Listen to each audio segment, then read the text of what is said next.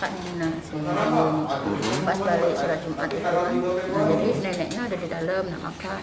Nah dia nih mainlah berdua dengan kakaknya. Nah ada orang itu mampir kan, ada bapak kau ada kate, langsung diambil, dikekep, tangan sebelah kekep, tangan sebelah yang kakinya ini ngepit, yang bawa berlari motor itu.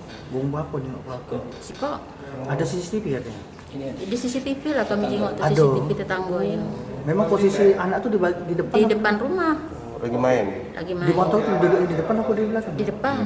Di depan. Iya. Dikepitnya pakai kakinya. Itu lihat pelakunya laki-laki atau perempuan? Laki-laki.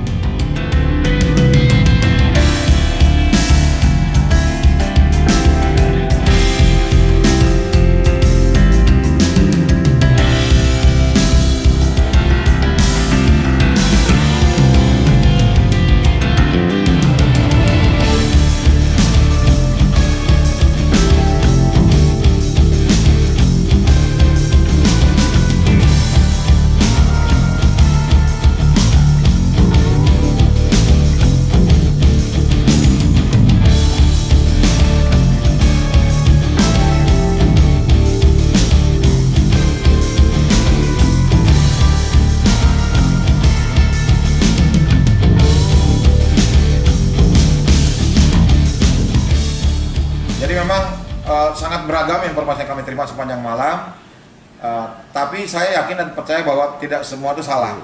Akhirnya ada satu informasi yang kita bilang golden information, mengatakan bahwa dia melihat anak kecil di kebun sayur berjalan kaki, itu tangannya terikat dan matanya tertutup. Nah, terus diambil oleh orang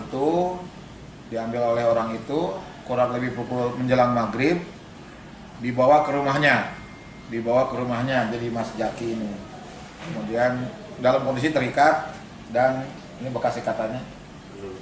Menurut keterangannya terikat dan tidur. Kemudian orang tersebut ditaruh di rumahnya.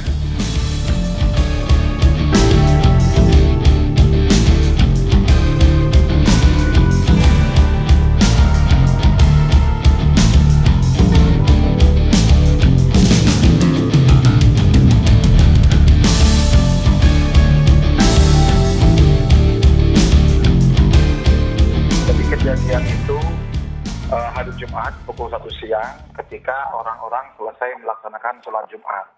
Jadi sebagian besar laki-laki mungkin saat itu sedang berada di masjid. Kemudian tersangka dengan menggunakan sepeda motor Scoopy warna putih mencari mangsa. Mereka menggunakan kalimat kembang. Kembang itu adalah anak kecil yang menjadi calon korban. Ketika sang tersangka Suhartono itu menemukan kembang di Jalan Sukabangun tersebut.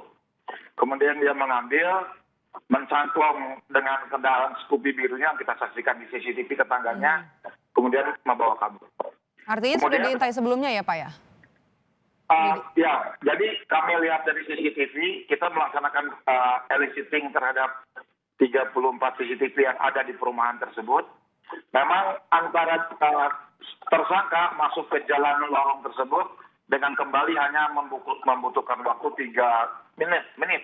Ya, jadi gini, tengah malam itu kami mendapat telepon dari seseorang yang inisialnya Y, menemukan bahwa dia melihat seorang anak kecil dengan mata tertutup dan tangan terikat di pinggir jalan di daerah Sukamulya. Kemudian dia menghubungi kepolisian, menghubungi Ibtu Vivin dari Kanit PPA kami. Ibtu Vivin mengambil Ananda DI, kemudian dibawa ke kantor, kasus selesai, anak ditemukan. Itu yang pertama Mbak, dalam 12 jam pertama anak ditemukan, kemudian sore hari kita evaluasi lagi dengan tim Kasat Serse, tim Tekap, di Bresmob dengan Kanit PPA.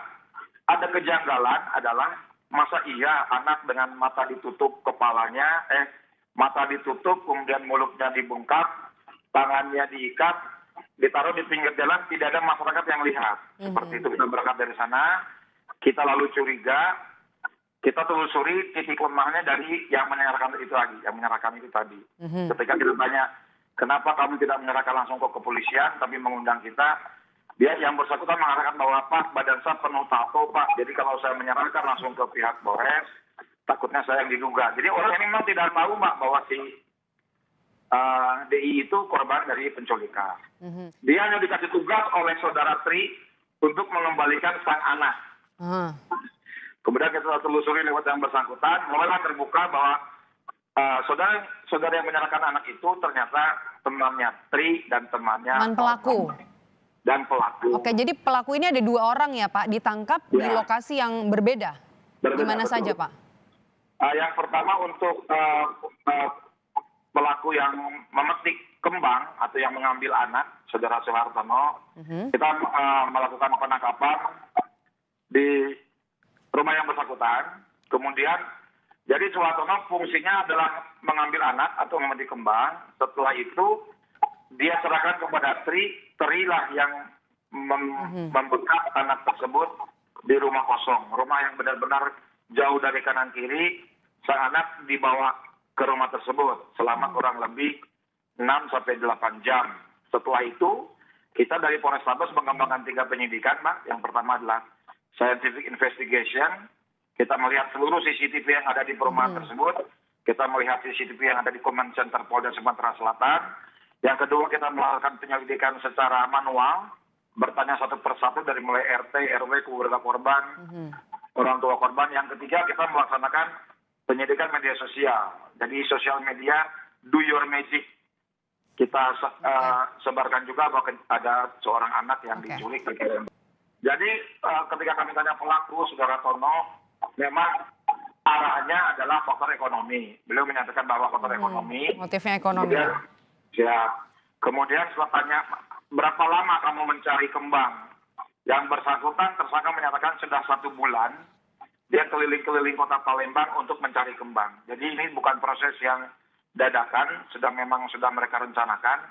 Akhirnya korbannya adalah Ananda DI tersebut. Mereka berdua sindikat bukan, Pak Kapolres? Mereka berteman, mereka berteman. Mungkin karena ini pengalaman pertama mereka juga, dibilang sindikat mungkin iya, calon sindikat. Tapi mereka berteman memang untuk mencari uang tersebut.